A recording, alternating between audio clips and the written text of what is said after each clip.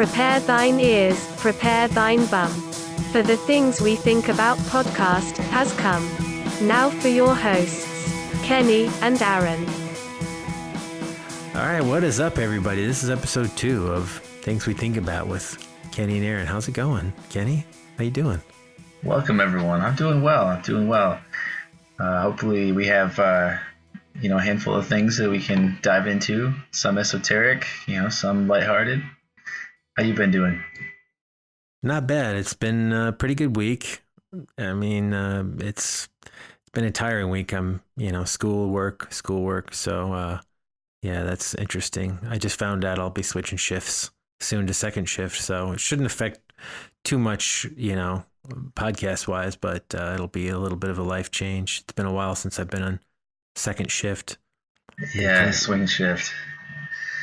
Yeah, that always got to me working restaurants. I find myself staying up later and later and sleeping in later and later, so that eventually I was almost like a third shift where I was just living backwards from the rest of society. Yeah. No, I remember those times for sure. I'm sure you do. Yeah. Just like only having 2 hours right before you go to work. Like you pretty much wake up and it's like you maybe get an hour or two and then, you're like, shit, I got to go to work right now or I will get fired. Yep. So. Then you get home and stay up until 4 a.m. Good times. I remember it well. But so tell me, you told me you had an experience, quite a bit of an experience with some marijuana. So let's get rolling on that. Okay, yeah, we can dive right into that. So over the last week, I actually had 2 separate batches of edible brownies. So this being my first real experience with those, I've smoked marijuana before, but, just a couple hits. I don't remember feeling any changes or any effects really from that. But from the brownies, though, let me tell you, I definitely did. The first batch was a little bit milder and weaker. I think it was just maybe made with just the butter and not the oils, but yeah, so there was definitely some sensory changes. Right off the bat, once it started kicking in, I started to feel sort of a hyper focus, which was kind of neat. And then, some sensory changes where my senses weren't dulled at all, but it seemed like all my sensations were like sort of diffused throughout my whole body instead of local. Like if I poked my skin, it felt like I felt it all over instead of just in that one spot, which was kind of strange. But overall, I don't know that the marijuana effects are something that I would be looking to pursue all the time or anything like that. I was really kind of just looking for the full experience at least once to see what it was like. That second batch, though, was a heck of a lot stronger. And the effects were similar, but there was more of it was more like the effects of alcohol, where I just felt a little bit like more tired and I don't know, just that stereotypical high feeling, which I'm not crazy about that feeling, but it was an experience. The first batch was nice, though. I feel like that actually had some, like I could have sat down with my guitar and wrote a hit song and, yeah. Meanwhile, yeah, like going over the secrets of life in my brain, I don't know. Or at least write a hit song until you next morning when you're like, oh, this is trash. And I mean, that's always my process. So yeah. How about you, though? You've had some experience as well, correct? For sure, yeah. And lately, I've been blessed with quite an abundance of edibles and things. My sister has a friend in Colorado, so she sent some stuff up, and she also has visited there and got some stuff that she's brought back. Mostly just gummies, a couple of Stroop waffles, actually. I don't know. There's so much you can do. I kind of wish you would actually bring back just the butter and the oil so we could actually cook different things like hummus. I don't know why hummus has always appealed to me. Like, since I heard weed hummus, I'm just like, oh my God, you can be healthy and a pothead. How cool. Even though I don't really partake either. But yeah, my latest experience was I took 2 gummies, and it was just like, I don't know. I was tripping balls. I don't know how else to describe it. I think of that GIF, that Neil deGrasse Tyson GIF where he's in the spaceship and it's like, it's really intense.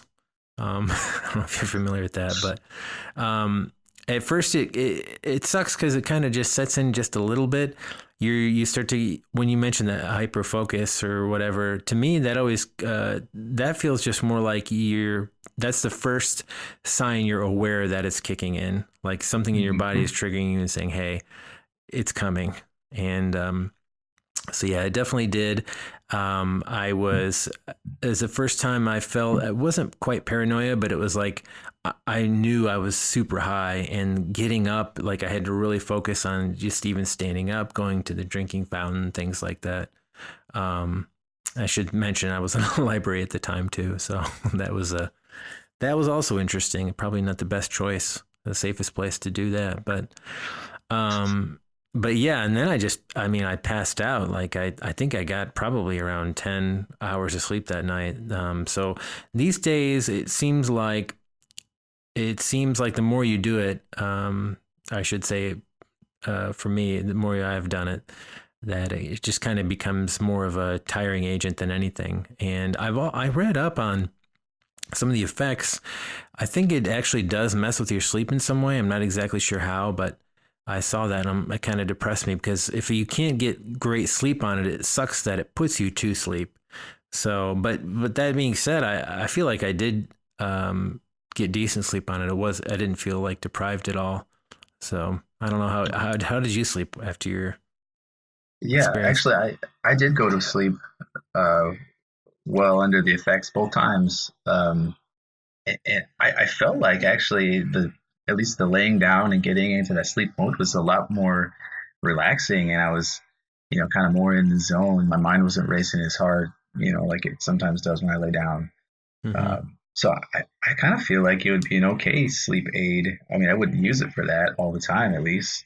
Yeah. But I know people who take it, for headaches and for other things. So if you have things that ail you, maybe it help you sleep, by proxy of helping with those other things that would otherwise hurt your sleep. I don't know. But head back here for a second. Take me on a journey. You mentioned the paranoia effect. I didn't experience that at all either time, but I'm curious what that was like for you.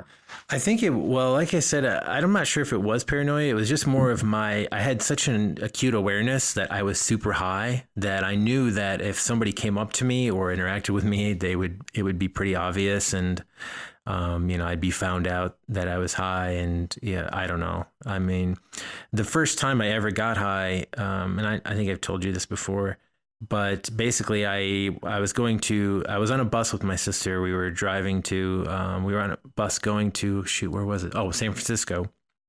And for whatever dumb reason, one of our friends gave us some pop brownies, or no, cookies.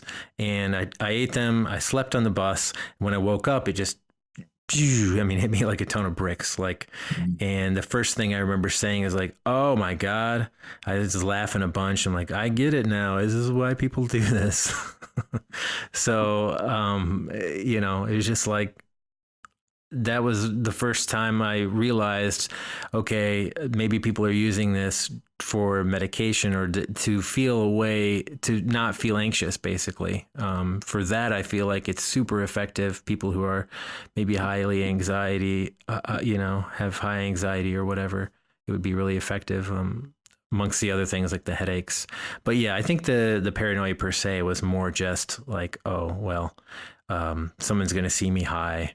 And I'm in a public place too. So I wonder if that had something to do with it. Cause and I was going to say too, the first time I was high in San Francisco, I had to go to we had to change our flights, and I went to the flight attendant, and I was very much aware, like, shit, I'm really high right now. Hope she doesn't notice I'm high. Like, and it's like, what are they going to do? Even if you That does make quite a bit of sense. Yeah. I guess if you're, in a normal social situation, My first time I was out at the racetrack, playing a gig with my band, and that was the first dose. So it would have been a normal thing out there. And the second time I was just at home. So maybe that's why I didn't have any of those kind of feelings. Yeah, and I think it depends on how high too, because if I wasn't that high, I probably would be okay with it, or more okay with it. I'd just be like, oh, I know I'm high, and I might just be a little slow. But with the 2 gummies, I just felt like I'm so high that even I'm having trouble controlling what I do. So I don't like that feeling as much. And that was always essentially my qualm with drugs in general, like the loss of control, the loss of faculty. I've always been a big proponent of always, I guess, control maybe. I mean, that's might be more of a psychopathology thing. I don't know. But just being aware and awake for things and trying to brace them head on. But obviously, I can see any multitude of situations where that's not optimal. So. Yeah, I think you hit an important point there. One of the things people repeat like a mantra is the set and setting, and how important those 2 things are. Make sure your mindset is right and you're in an appropriate place or setting, to partake in these types of things. Otherwise, it kind of ruins the experience. There's less point in even doing it.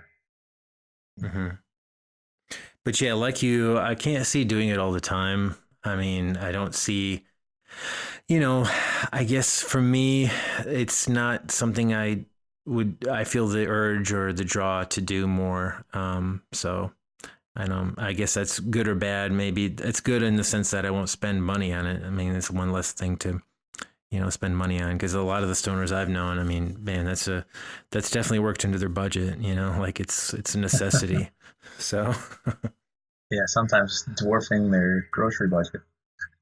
Yeah. I mean, that too, all the side effects. Speaking of munchies, I don't, that's the thing. I feel like I didn't get munchies anytime I've done it.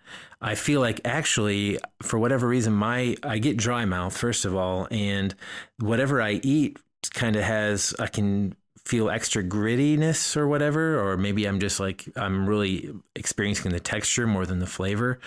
So yeah, it's never quite correlated with me. So I don't know if you get that or not, the classic munchies, the stereotypical munchies.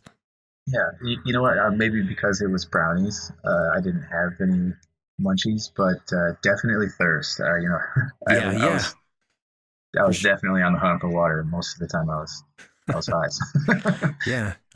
So it definitely, it serves to dehydrate you, I guess, or something, or at least make you feel like it. Yeah, hard to say. Yeah. So. But one thing that would be that I would try it again for specifically is trying meditation and mindfulness, especially in a float tank. I don't know if you've ever done that before, but a sensory deprivation tank where you get down in this tank of water that is supposed to be completely enclosed, so therefore completely dark and sound isolating, so it's completely quiet. And then you lay on top of this ultra dense water. It's got like 800 or 1,000 pounds of Epsom salts dissolved in it. So you get down in this tank and you lay on top of this water, and after a few minutes, you feel like you're just a mind floating in empty nothingness.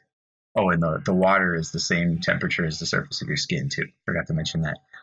So you get this sensation that you don't have a body, that you're just consciousness sort of suspended. I would try it again for that hyper focus and sort of that deep meditation and mindfulness. I think it would be super duper useful for that if the dosage were right. So that's one instance I would try it again. Otherwise, I don't think I have a lot of draw, to return to it. But yeah, no, that sounds amazing. I mean, that would be definitely a time I would want to enhance an experience. And that's the thing too. It didn't seem to enhance anything. It just kind of made me more mellow than I normally would be. I guess it did kind of sensate enhancement a little bit. Like I felt, my skin a little more, like stuff like that, but not to some extreme level. So, but yeah. So that was your first time with edibles, right? You said? Yeah, correct. Prior to that, I wouldn't say, even though that I've smoked it a couple times, I wouldn't say that I, smoked enough to get the high or experience the effects of it. It's kind of just a social thing.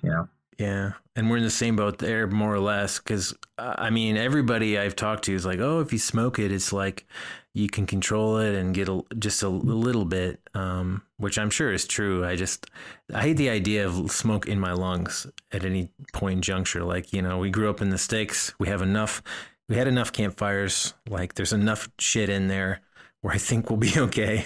Agreed. Yeah, my parents were super heavy smokers too, so I was always, almost to the point of repulsed by smoking in general. So yeah, I feel you there. I wonder how that plays out too, because I know a lot of.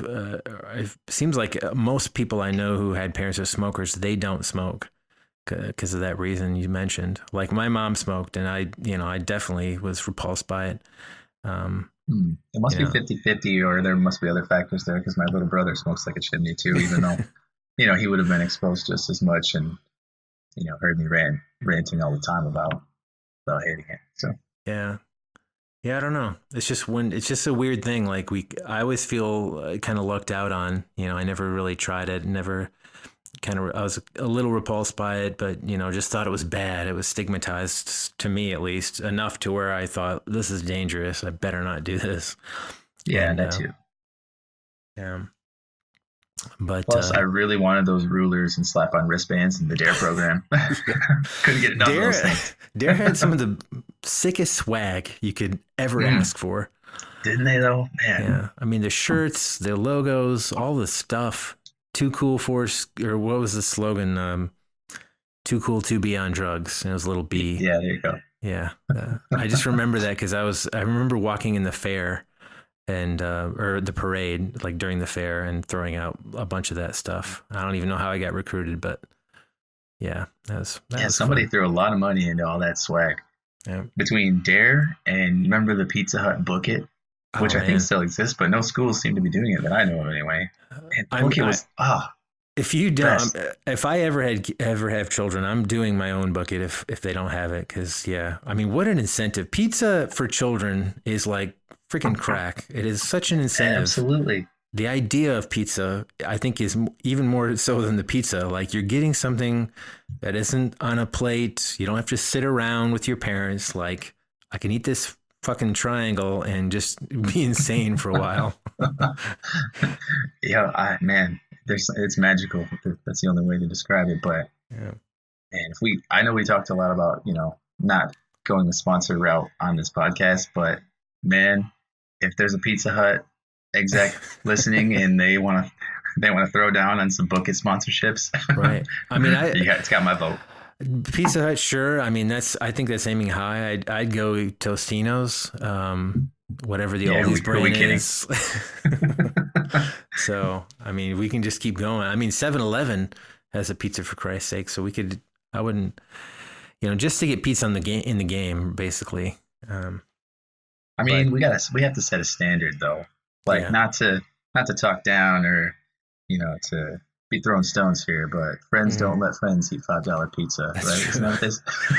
I mean, it's got to be, that's a real bottom pizza. When you hit your bottom, in most anywhere in life, it's like there's not a lot of, there's not a lot of places to go but up if you're eating Little Caesars $5 or Pizza Hut or sorry, 7-Eleven pizza. Yeah, Pizza Hut's if you you made it a little bit, just a little bit, But yeah, I agree, and at least with Pizza Hut and levels above, at least then you'll still be a regular pooper. You won't have any problems there. Right, your digestive tract really thanks you. So, which I don't know what it is. I've never had issues with that, but. I guess when I don't eat it for a long time, if I start on it again, it's like, okay, well, clearly my body's rejecting this, but I hate myself right now, so that's more important. But So yeah, I know we mentioned about first. I was trying to think of other first times. I was actually trying to think about the first time we met, and I remember, I don't exactly remember the first time we met. I know that we played football very briefly together, or we at least practiced together. And I actually found a journal, some obscure like composition notebook, and once that where I had written like, oh, football practice is hard.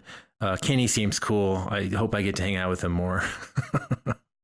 Yeah, interesting. I think I still have it somewhere, but yeah, I was thinking about first times and stuff like that. And I was trying to think of the first time we met, or at least had a memory of each other. I think it goes back a little farther, at least early middle school, because I remember when I first started playing music, and I was going to start a band, right? Sure. And I was looking for to people to come alongside and start the Riders of Brohan tribute reunion tour, and I just talking with people. It was a small school anyway, so I already knew who you were, but people would suggest you as a singer because they heard you singing in the hallways and stuff like that.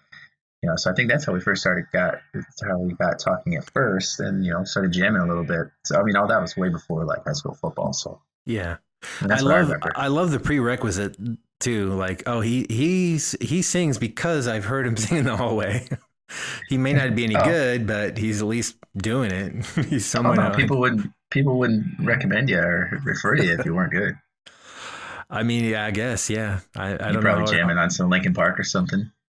Yeah, I don't know how harsh the critics were back then. Yeah, that makes sense, and certainly that's when it for me became like, oh, that's when you came into the picture. Because you're right. I mean, I did know of you, in school, but I didn't. The person never materialized until we did the music stuff. So. And yeah, certainly the first time too, I remember playing, we were in Mr. Timlin's, whatever that was, the hour we had, an independent study, which is a joke. In title only was an independent study. And I remember just picking up the guitar and strumming it randomly. And you told me, man, your right hand's better than this other friend we know. Like, you should start playing guitar. And I'm like, oh yeah, maybe you're right.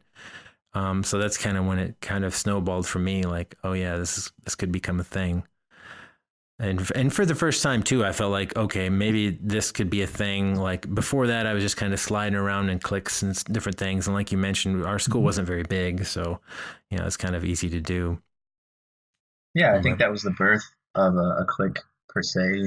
That was kind of the birth of our original songwriting quote careers, for lack of a better word. And man, I remember sitting in the independent study. We'd be playing stuff like that Course of Nature song, which the name escapes me.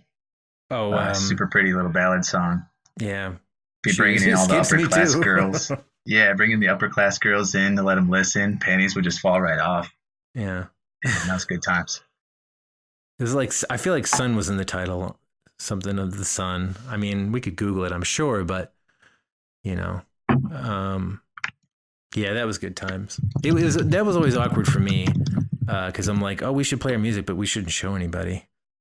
You guys wanted to show people, and I was always like, no, maybe we should just only play to ourselves forever because I feel like I'm garbage. And I don't know why I had that impression, like, this is so bad. Like everybody's bad at that age, like no matter what.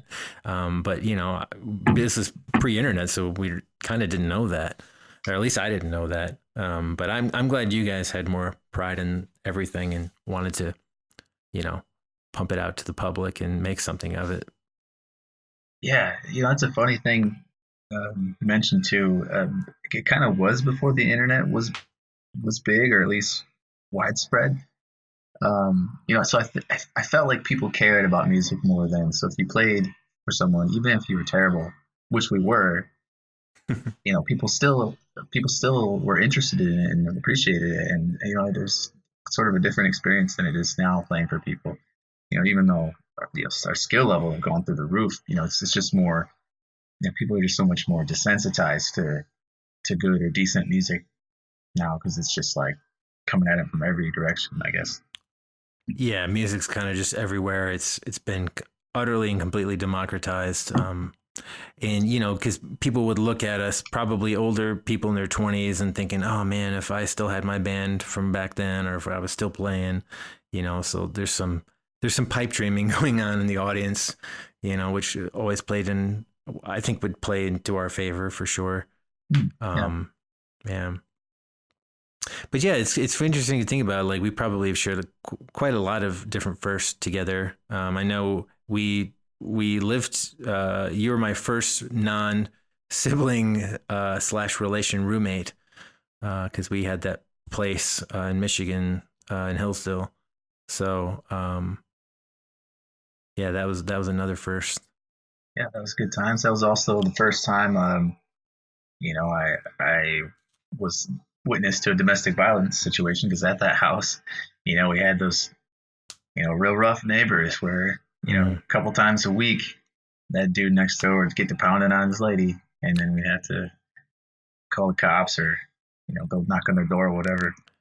Oh man, I just literally now remembered that. I can't remember. I knew they were loud, but I always thought it was their kids. But I didn't. No, they'd go at each other too. I mean, I make it sound like he was the abuser. They were like fist fighting each other. Yeah. I mean, she was about the size of him anyway. Yeah. Which is pretty normal in Hillsdale. So. And it was super awkward because she worked at McDonald's in Jackson. So when I moved up here, I started seeing her around when I was getting my Coke fix. Oh man. Super. I don't think she remembered me, but I definitely remember her. Yeah. You should have asked her, man. How are things? Not good. I'm working at McDonald's and you witnessed my husband beat on me, so probably not good. Yeah. I definitely remember that. I remember more that they would bitch so much when the moment we were loud at all. And they were always loud. Like right in the morning too, because their kids would go off and then they'd go off. But the moment, even during the day, we would play drums, which granted drums are loud, but during in the afternoon, it's like it should be a little more acceptable. And I don't know, we were just not on right schedules, I guess. Yeah. I mean, we were on those second shift schedules, so we probably did it a little too late at times. Yeah, I'm guessing. But yeah, I mean, first band, first place together. I think you may have been the first person I told about my deconversion from Christianity too. I think we kind of bursted that information. You may have told other people, I don't know, but I think you may have been the first or one of the first that I told about that. Yeah, I not quite likewise. You were definitely, the top 3 or 4 people to first hear the news.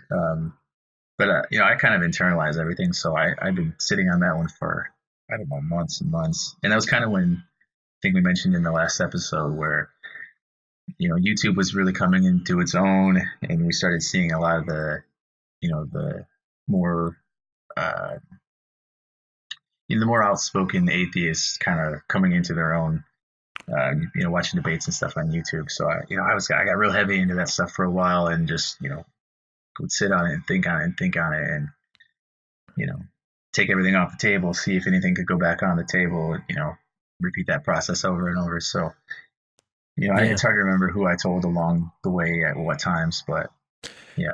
I guess I thought maybe you had told your family too, pretty early on. My wife, definitely. Yeah. Yeah. And then, a couple other people I'm close to. Were you? That's right. Was that before you were married? That was after you were married. After, yeah. Yeah. Which caused quite a bit of struggle though as well. Yeah.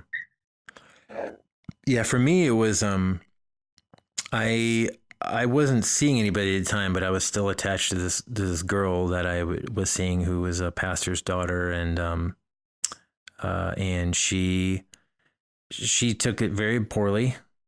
And it was tough because I told her, what I believed or what I didn't believe really anymore. And her parents were actually in Argentina and, doing missions. And she basically is like, hey, so do you think what they're doing is worthless or it's pointless? And I said, well, no, but sort of, but no. I mean, they're doing functional good. Like they're I think at the time they were helping build houses and like infrastructure, basic stuff. And Yeah, so that's great. But it's all at the cost of, the message, that's really that's the exchange, they want the beliefs to be a certain way in exchange for goods and services, basically. And that did not go over well, and we haven't spoken since. So that was kind of the first time I knew, oh wow, this can really change your relationships. It can end relationships, and that was not good. But it also signaled to me that that's the cost of growth. That's the cost of life, of moving on, progression. So, and now, of course, I'm much more comfortable with that idea. There's not really anything in the way of telling someone to beat it if you just don't get along that well. But I mean, we were like 22-ish. 23s, and it was a lot more important, especially because I'd been much really outside of Michigan and in those small town places. So, yeah, quite the journey. Yeah, you bring up a little side rabbit hole that got me wondering. Regarding her parents being missionaries and being overseas, I always wondered what that dynamic was like. Because obviously missionaries will go to these other countries and they'll do something that is good, build a school or build a bridge or, wash some oily geese or whatever they do. But I always wondered, as they're doing these things, I do wonder if there's a transactional nature there. Like, so they say, we'll build a school for you if you sit through a sermon with us every night or something like that. I wonder how they interact or transact that. Because it's just a weird dynamic, right? They're going over to these overseas places that they have no idea what the culture's like. They're being funded by people from back home, usually their church, right? So they're just kind of showing up, doing some work and then leaving. Mm-hmm. I've never done it myself, so I'm really curious what that dynamic is like.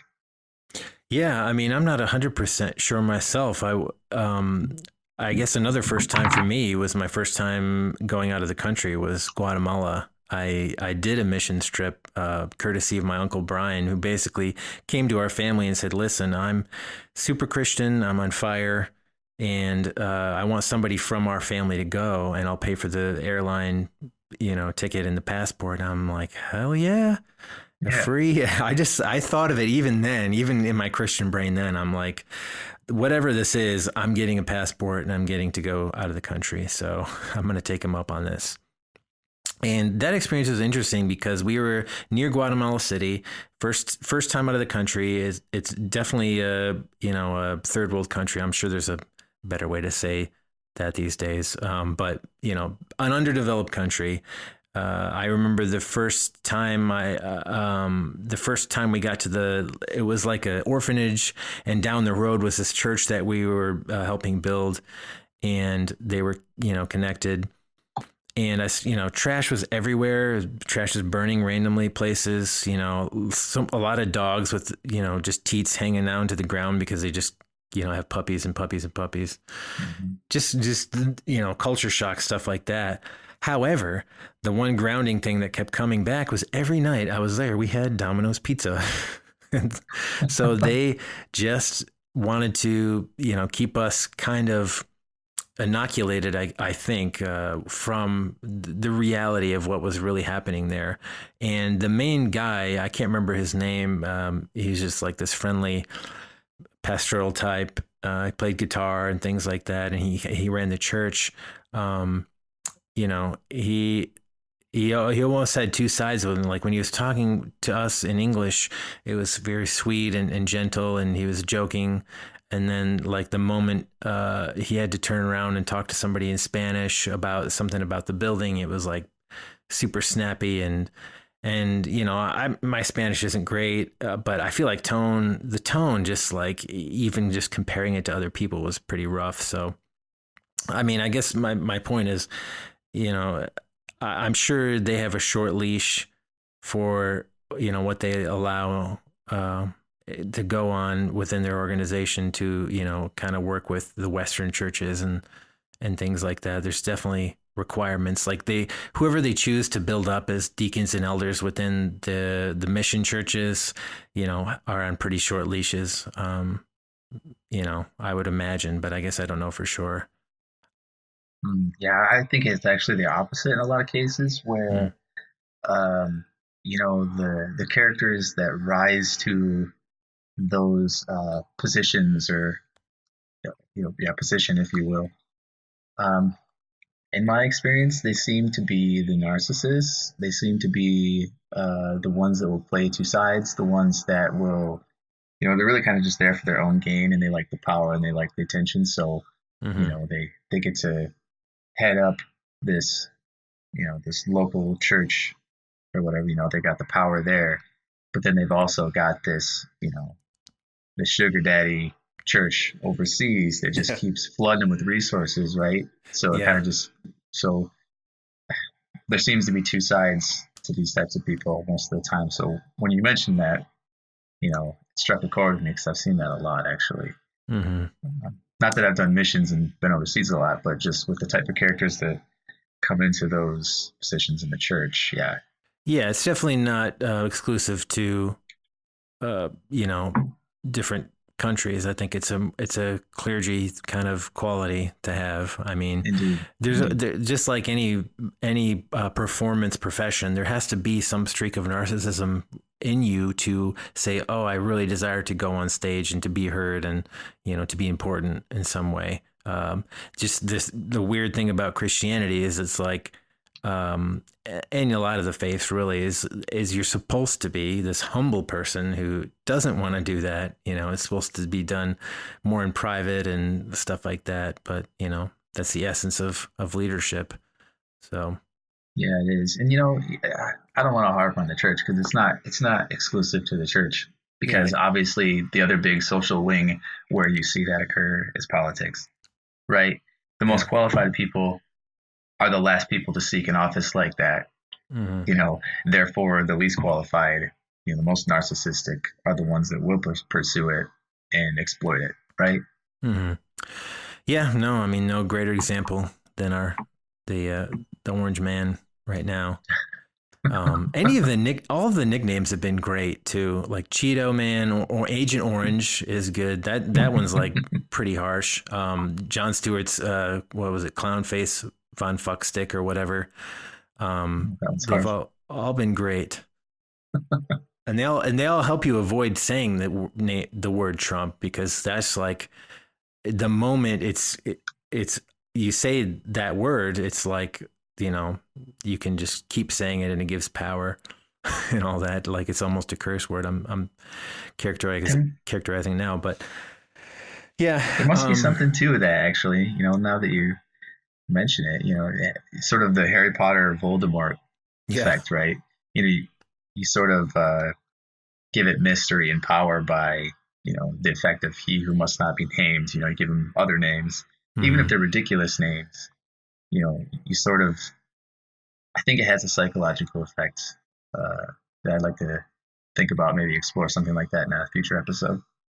Yeah, for sure. I mean, how has it affected everything? I mean, it's not just him exclusively, but it's just names in general and their power and all that. So, but yeah, that was my first time missions. First time out of the country. I'm trying to think if that was actually my first plane ride ever. That might have been, because I can't remember before that if I had flown anywhere else, because I was I was in Indiana. So that was like a big two firsts. Yeah. I'm trying to think of other good first times. We could edit out the dead air. Yeah, right. So, Yeah, I don't know. But there hopefully will be some future firsts.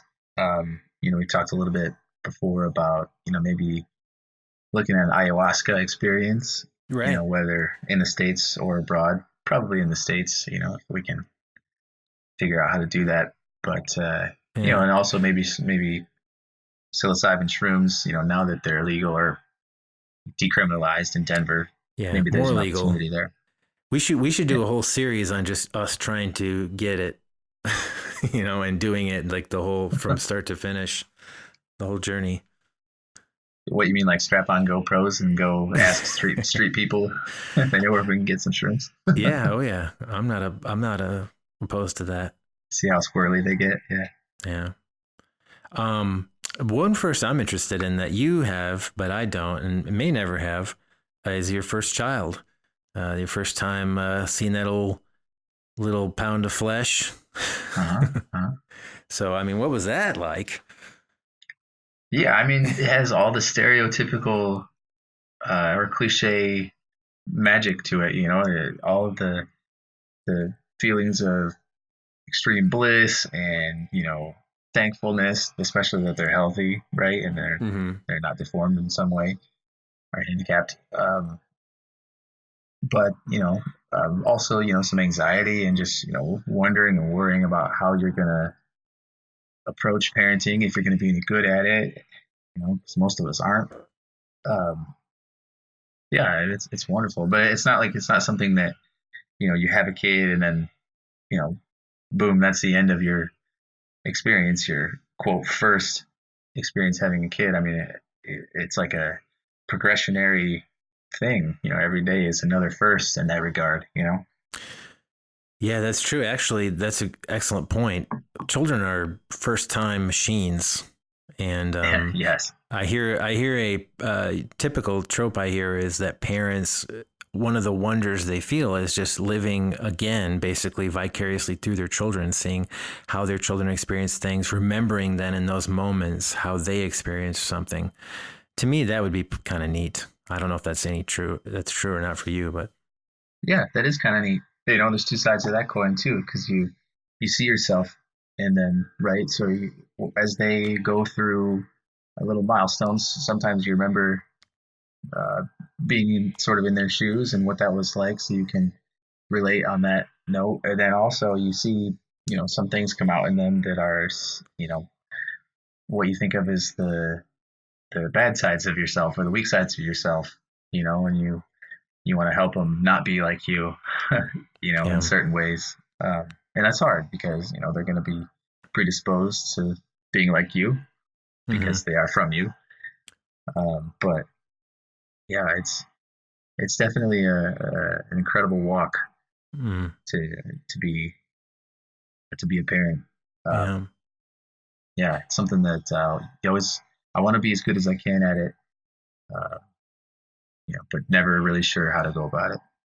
Yeah, that anxiousness or worry or whatever, like you mentioned earlier, and kind of like the unsureness, really, of how to do this right. Like how can we nail this thing? It's because it's different from building a patio or getting a riff right or something like that. It's you have human life, and it spans so long too. I mean, 18 years is no short journey. I mean, it could be even longer if they're codependent in any way, which, I think parents in general don't want, but, who knows how things roll. But yeah, I imagine that's the thing to me that it used to always worry me, like when I had conversations about having children with exes and things like that. I'm just like, oh, I would.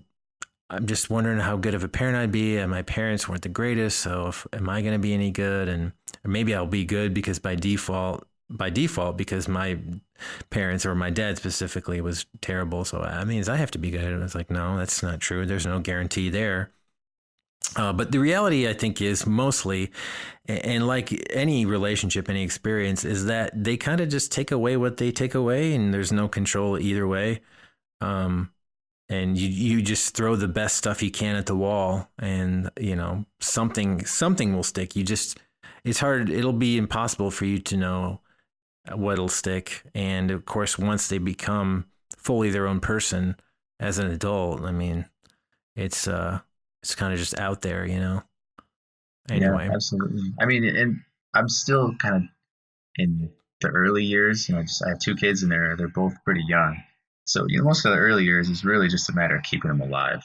Sure. Like, I mean, even that comes with its own stresses, right? But it's really just a matter of keeping them alive, Hmm. and you know, uh, sort of the more wisdomful, uh, wisdomful periods, or the things that the actual parenting seems like it happens a little bit later, or starts to happen later. Yeah. Um, and that, I mean, I'm overgeneralizing like I usually do, right? But No, that's I what mean, seems to I be the get case. that. I get that urge. I mean, that's usually where my mind goes. But honestly, the more I learn about child development and things like that, I mean, they're learning a lot right now, even if it's unseen or stuff like that. They're learning quite a bit now, but it's hard to know how effectively to make that imprint. Because the feedback they give is so limited. Like they obviously can't, um, kind of articulate how they're learning or anything like that, but you just, but they can certainly hate something or like something a lot or throw something or, react in those kind of very early developmental ways. So, but Yeah, that's true. Yeah, I mean it's fun, sort of seeing their curiosity and playing to that, and uh, just helping them grow. But yeah, my daughter said the other day, that she wants to have a baby but no husband because she wants to live with me forever. So did you she's learning a melt? Oh lot, my but God, she's. did you melt or what? I Or did you're know, like, that's but also bullshit. What are got. you I talking also. about? I was also terrified when she said that. Ter- Terrified how? Like she thought for a second she was serious.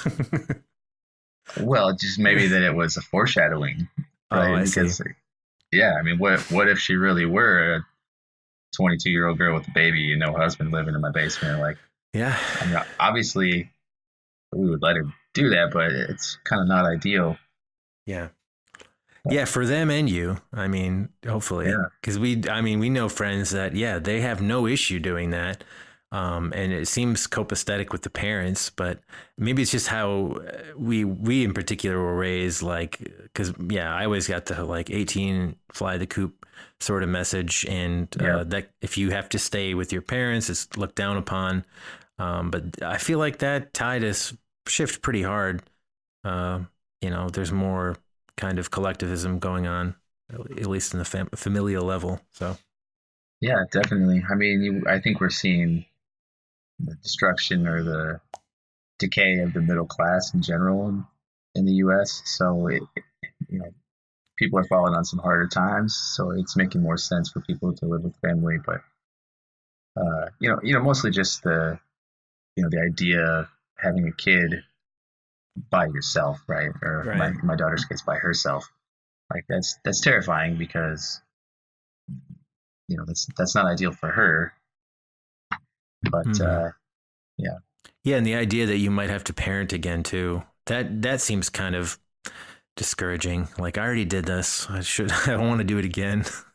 It sounds exhausting just thinking about it. So people actually have to do it unless you're like really in it. Some people like that's such a big part of their identity is being a parent, and to take that away or to get a chance to do it again is like gangbusters for them. But yeah, that's true. I mean, I don't know.